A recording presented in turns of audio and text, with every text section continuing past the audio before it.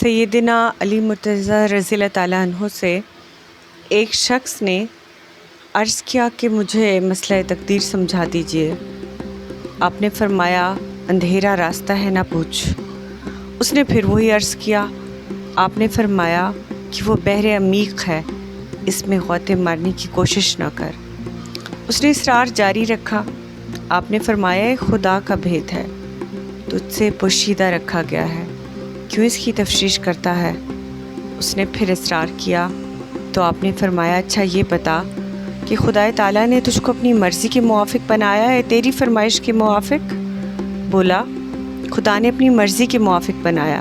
آپ نے فرمایا بس پھر جب وہ چاہے تجھے استعمال کرے، جس میں کیا چارہ ہے؟